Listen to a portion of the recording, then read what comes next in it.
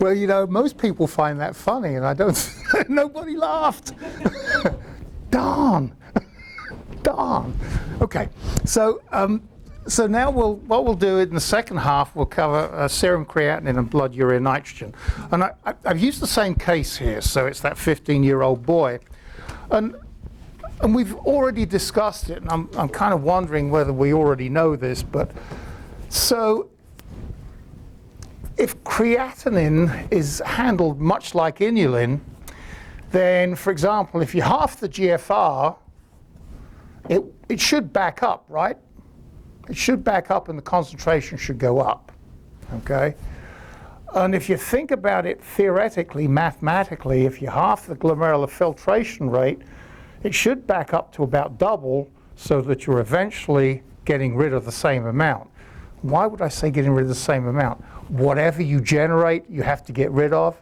And so if you've got constant production of creatinine, you got to have constant output of creatinine. So, and I hope this isn't too complicated in the morning, but so you half the GFR, the creatinine will back up and rise, and technically when it gets to twice its value, it should be getting excreted at the same rate. Okay, so and that kind of gives us a clue as to the type of relationship there is, and we'll plot that in just a little while. So excuse me. We can calculate the clearance of creatinine just the same way as we do with inulin, and calculate it by that formula up on the right side of the board.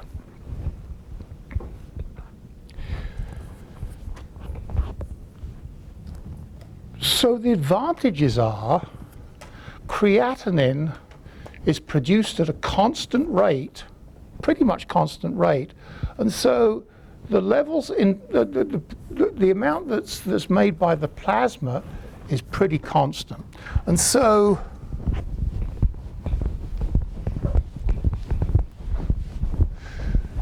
this value down here is pretty constant. Okay, you don't have to worry about it fluctuating much. The other thing is, because it is produced endogenously, we do not have to infuse it. If we don't have to infuse it, quite simply we can extend that clearance period and collect urine over 24 hours. And that's kind of the normal thing to do. And I mentioned the other day, I don't think it's really difficult to pee into a bucket for 24 hours, but in clinical terms, a lot of physicians think that this is a really sophisticated test that they don't want to do, even though I don't think it's really that complicated. But it is a gold standard. If you want to get a better estimate of GFR, you can measure endogenous creatinine clearance. I say endogenous because it's made endogenously. So there are some issues. It is not quite as good as inulin in that about 10 to 40% of the creatinine is actually secreted into the proximal tubule. Also, there's a certain amount of error in measuring the serum creatinine.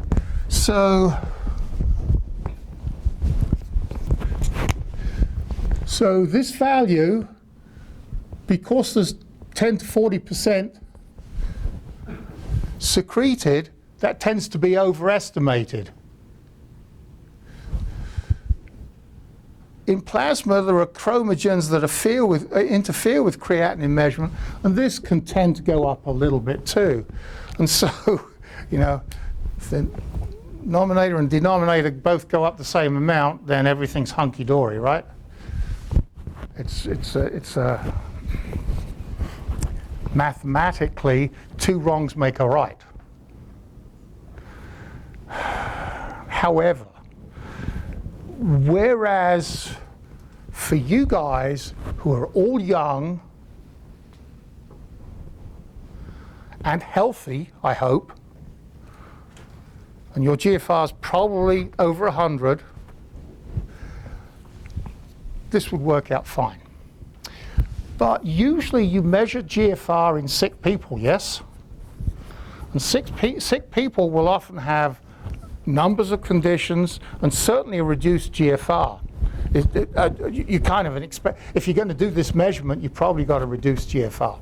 So one of the problems is that if you've got a reduced GFR, the secretion may work at the same rate and you'd actually get a false high. Let me say that again. So if the GFR is way, way down, the amount excreted goes down, but the amount that's secreted actually may maintain, and it will tend to give you a false high for the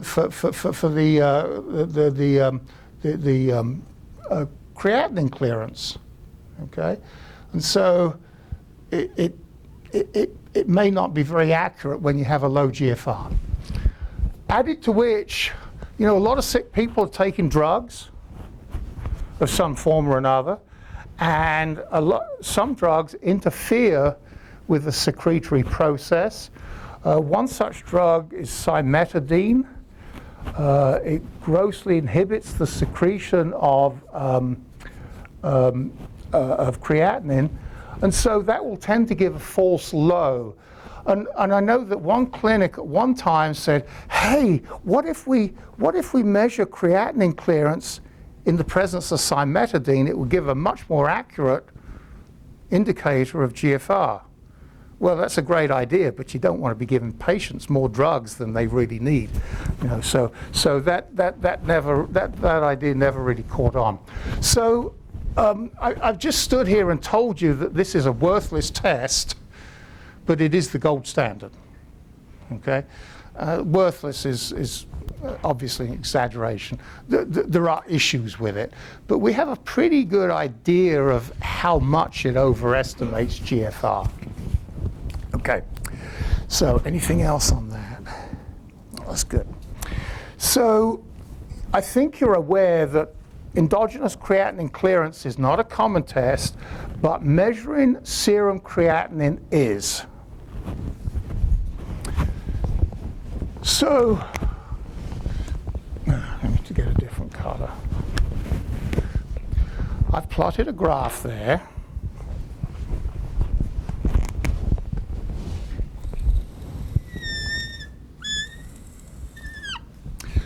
So,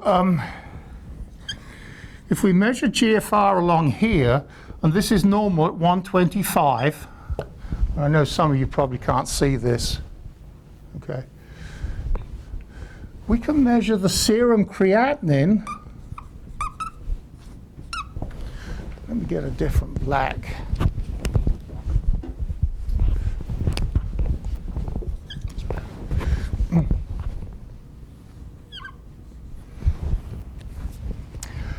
And you'll find that normal serum creatinine is about 1 or less than 1. And so for a normal person, it's about here. But as the GFR falls, there is a relationship that looks like that. Okay. And based upon what I said earlier about the relationship between the amount of creatinine in the serum and GFR, you would kind of expect it to have that sort of relationship. Okay?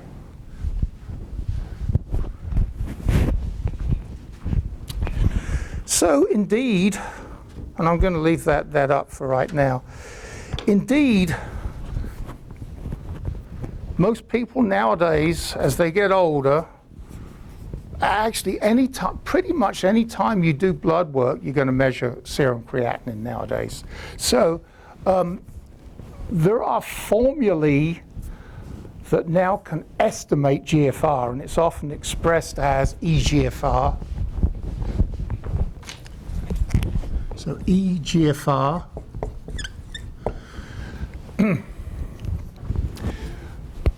It's really only good in adults, and it's really only good for chronic conditions. But the creatinine is affected by a whole bunch of things, and those things are incorporated into the formula. So it's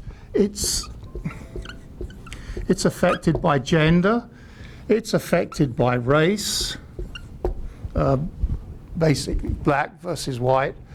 It's affected by muscle mass.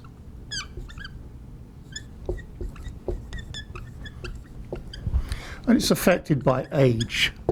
But if you factor all those things into the formula, you can get a pretty good estimate of eGFR from serum creatinine, okay? So these factors tend to modify this relationship, okay?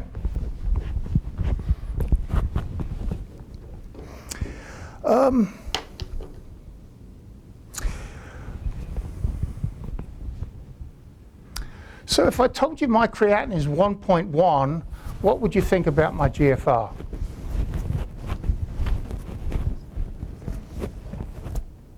Normal, okay.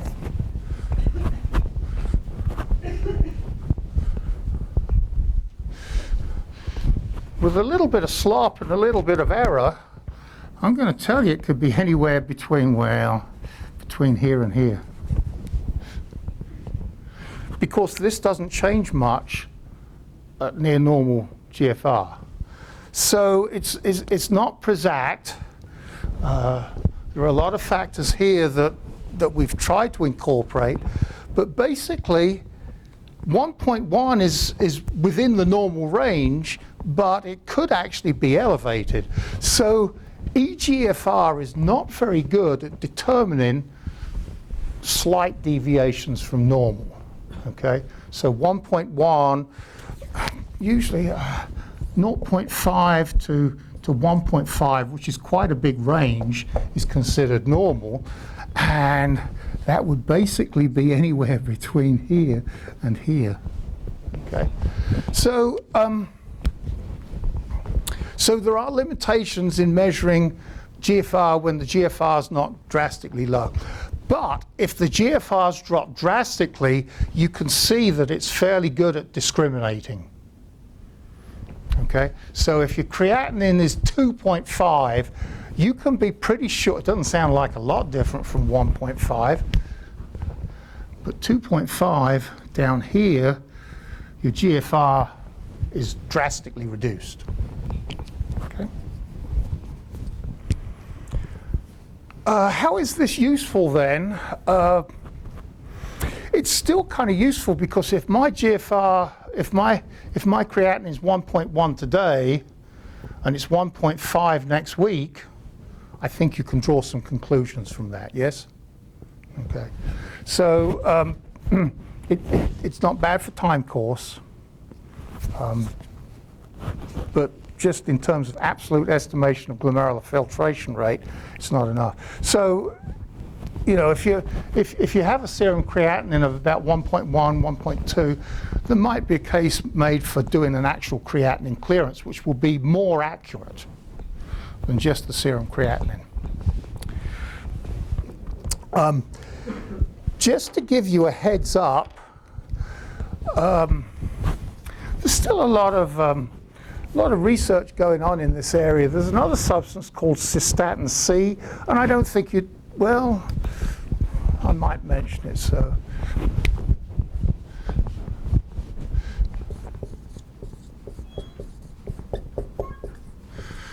So this has been used for a marker for glomerular filtration.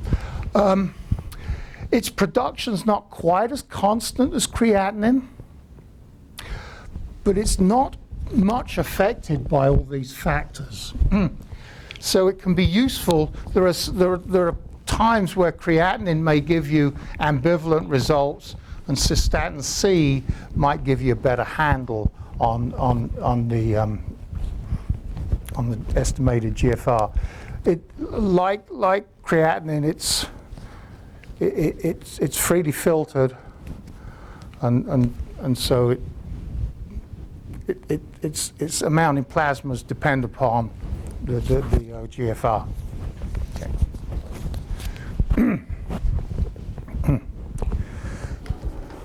Of questions? Okay. All right, next page is page 3. Blood, urea, nitrogen. And I think there's, okay, I've got a graph there. And you'll notice that if we measure blood, urea, nitrogen, it tends to have a similar relationship with GFR, similar to creatinine relationship with GFR. The oddity here is that urea is about 50% reabsorbed, so it kind of violates our idea that it's freely filtered and not reabsorbed. However, if that reabsorption stays constant, still the filtration rate is going to affect the buildup of urea in plasma. Okay? And even though some is reabsorbed, plotting it on a different scale now, even though some is reabsorbed, you still get a relationship that looks like that for BUN.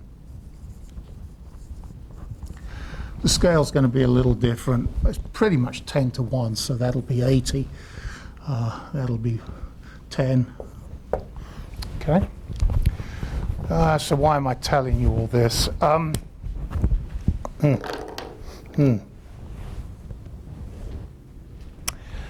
So 30 or 40 years ago, I used to go through examples where people used the BUN to try to get a handle on GFR.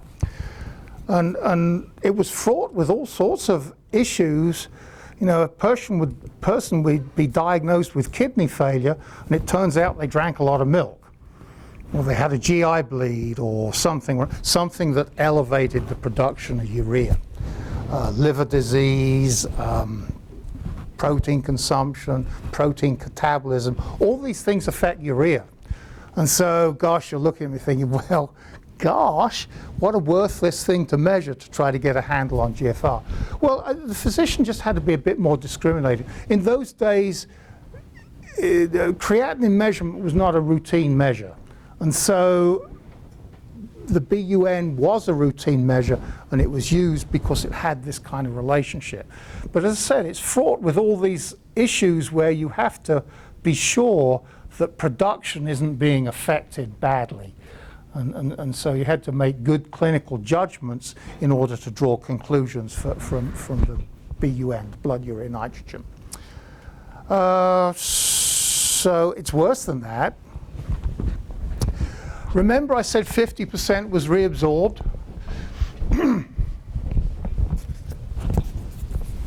And if it's constant, everything's fine. Well, it isn't constant. I'm clicking again, aren't I? Is that better? Not really. Okay. So there's a graph at the bottom of the page. I'm going to use brown. Is brown a yucky color? It works? Okay. So it plots urine flow along here, and it's 0 and 4, 5, whatever. What this is trying to determine is that if you're past here, you're in normal fluid balance, but if you're back here, your urine flow is very low, you may be relatively dehydrated. So if you measure the reabsorption,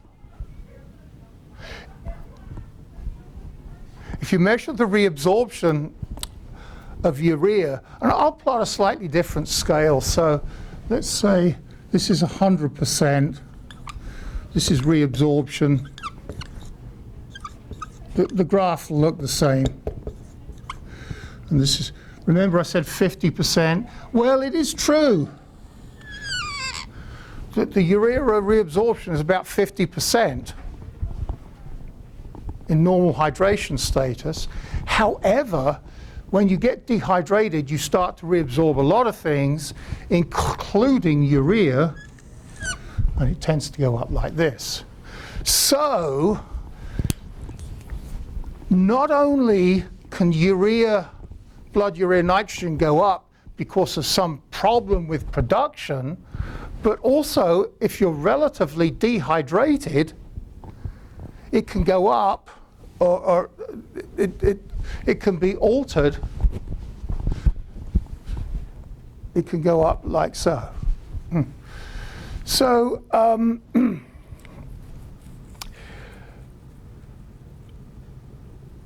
we're going to see if we can use this.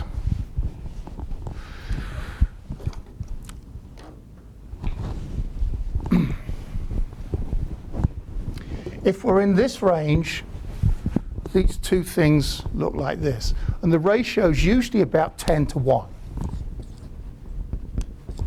10 to 1, 15 to 1, something like that.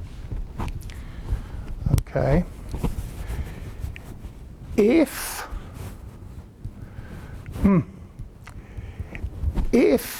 you're dehydrated and you're reabsorbing more here,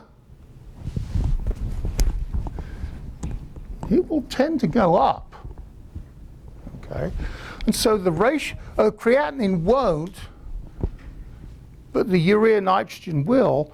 So in a state of dehydration, the blood urea nitrogen to creatinine ratio will no longer be 10 to 1. It will tend to go up to 15 to 1 to 20 to 1 or more. Okay, so and you're all looking at me and say, well, get to the point, Rowe. What point are you trying to make? Well, there are two main categories in my mind of what can reduce GFR. One is bad kidneys, and one is good kidneys that aren't getting the proper perfusion. Okay? So it's kind of important that we know which is which. So if you're dehydrated, your GFR is low because you're dehydrated, it's kind of a no-brainer that you're probably going to give back some fluids. Try to rehydrate the person. Okay, great. Well, we could do that if the person has renal failure too, right? Ooh, bad news. Okay, if the person's got renal failure, and it's not dehydration, giving bunches of fluid is kind of an own goal, isn't it? I mean, it's bad news. And so, for you as discriminating physicians, you need to be able to make a determination as to whether that person's dehydrated and needs fluid, or whether he's got kidney disease and he better not have a lot of fluid. Okay? So, even though I've told you that blood urea nitrogen is fraught with all sorts of problems, we can actually utilize this issue to try to determine whether a fallen GFR and thus a raised creatinine is due to a renal problem or whether it's due to a perfusion problem. And so it helps us in our clinical judgment. Okay? Everybody up to speed with that? Really kind of important that we know that. Good. So, I think we're on the last page here. So I've got some numbers. I don't know whether you've done Mr. Good yet.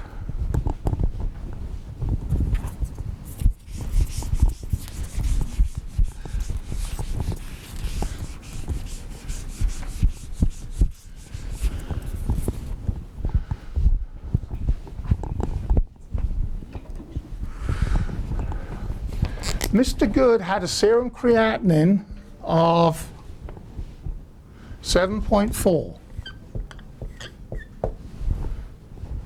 Had a BUN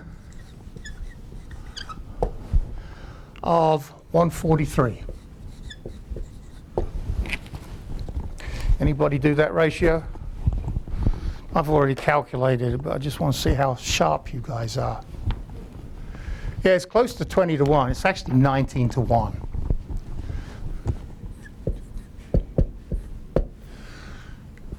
So, in clinical judgment, it is considered that anything more than 20-to-1 has to be a dehydration problem. So, oh crap, what does 19-to-1 mean? I mean, I think you kind of suspect that high ratio probably reflects some dehydration, but technically it's not quite a big enough ratio to fall outside the normal range. Okay, so we're left with this idea: is Mr. Good dehydrated, or does he have a kidney problem? And as I said before, you better figure it out. Okay, so where I'm leading with this is that this is indicative, but we probably need some other tests to try to determine whether this guy has an acute kidney injury or whether he has a dehydration. Okay?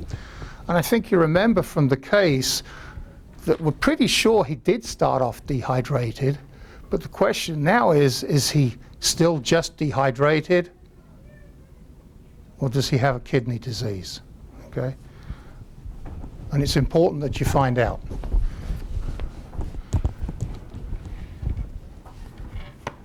Because he could well die. Trying to be dramatic, but yeah, it's important. So I've got a diagram down there, and it makes a lot of sense to me, but it doesn't always make a lot of sense to anybody else. So let me explain what those diagrams are. So on the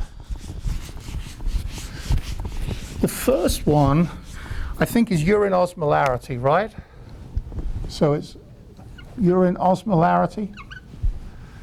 And you've got diagrams that look like this. PRATN. Okay. So what this means is, first of all, PR, pre-renal azotemia, code for pre-renal failure. Okay. Azo, nitrogen, pre-renal builds up nitrogen, azotemia. Okay.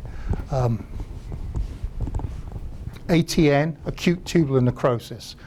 Acute tubular necrosis is the most common form of acute kidney injury. Okay. And certainly dehydration can lead to acute tubular necrosis. All right. So what this is it says, and this is kind of like a population scale. So most people that are dehydrated populate at this level. What's the level up here? What, about 1,200? 1,200? It doesn't? Oh, yeah.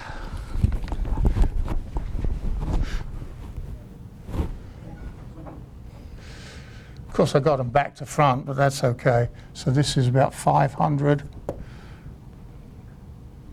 And this was about 350. So it means that the likelihood is most people are up here, some people will be down here, some, and then a few people actually have these kind of fall in this range that could be either. And people with acute tubular necrosis usually can't concentrate their urine, and so most of them are down here, but a few where maybe the disease isn't bad could be here. So if you actually reside here, we can't really be sure. And what does Mr. Good have? What's his urine osmolarity? I got 375. So he resides right here. And it's hard to tell. There's so much overlap there, we can't really draw any conclusions from the urine osmolarity. Okay. So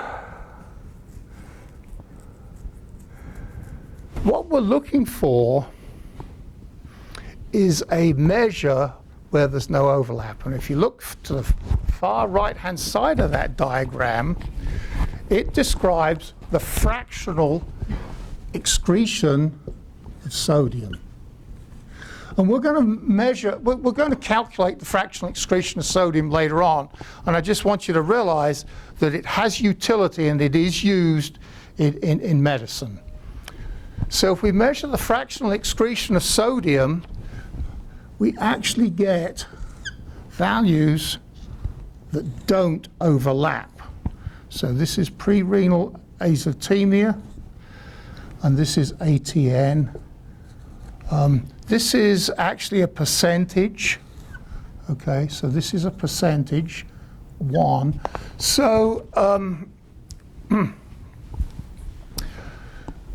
and let's make sure that we understand. So if this is 1, that's 99% reabsorbed.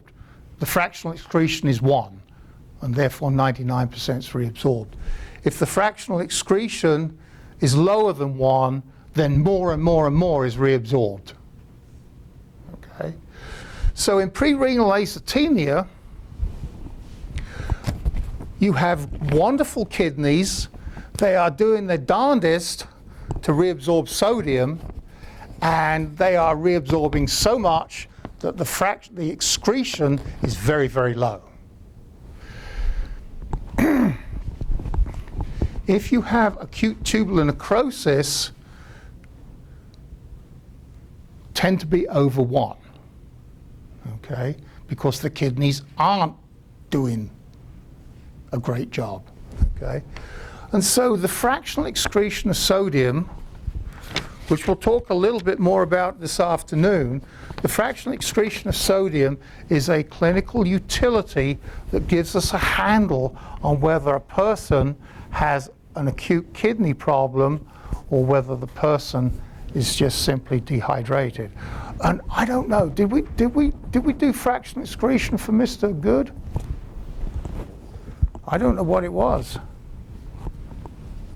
Has anybody done the Mr. Good thing yet? No. Big pun? Not for like this section. No, not for this section. Okay, yeah, that would be getting ahead. I can't remember what it was, but did you find it? 2%. Okay. So in Mr. Good's case, he clearly has acute tubular necrosis because he's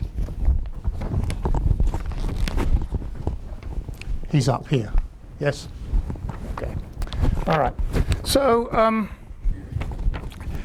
just one last thing, and I'll just read this.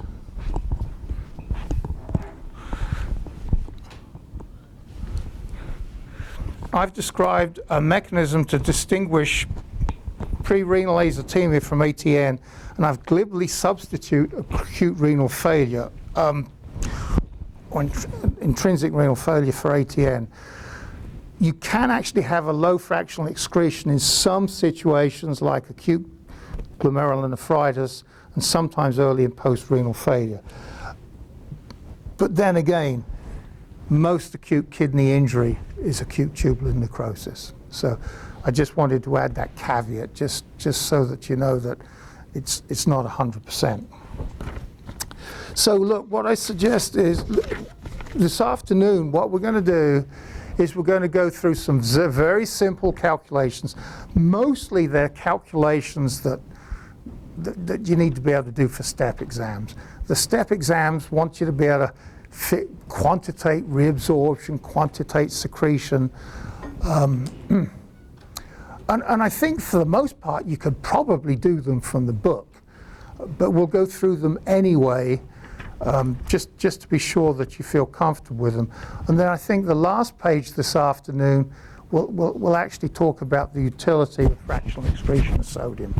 Okay? So, see you at what, 1 o'clock? Have a good lunch. Yes, ma'am, question? People can go if they want to. I'm a little confused about the sodium excretion, fractional excretion. So you're saying for acute tubular necrosis, it's greater than 1, so does that mean that he's not reabsorbing sodium, and then like for PR, if it's less than 1, you lost it a little bit. Right, okay. So rather than talk about the guy with acute tubular necrosis, let's talk about the guy that's dehydrated. If you have wonderful kidneys working really hard, they can extract lots and lots of sodium. And so those good kidneys will extract sodium to the point, and I think you can see the urine sodium with pre-renal azotemia, you can get down to about 5 millimolar sodium in the urine. So, okay. You're saying, wait a minute, I thought the urine was concentrated. So I think this is worth spending a little bit of time on. The urine is very concentrated because you've extracted lots of water in that dehydrated person. However, that high concentration is not sodium. It is other stuff. The sodium was also extracted very, very, very well. And so the urine sodium is probably going to be, in a good dehydrated person, good healthy person like you, is going to be about 5 milliequivalents per liter. Okay? So that good person that's dehydrated has extracted a lot of sodium, very low urine sodium, in other words, very low amount excreted, and so the fractional excretion is very, very low. Does that come together? Typically at this time of day, you know, you're all bright people, but things get bleh. And so I would estimate that some of you would get that and some of you don't. But I think if you stop and think about it, it'll make sense. Okay? All right. Okay. It's a good question, though. It's a good question. Okay. Any other questions? Okay, let's see you at 1 o'clock.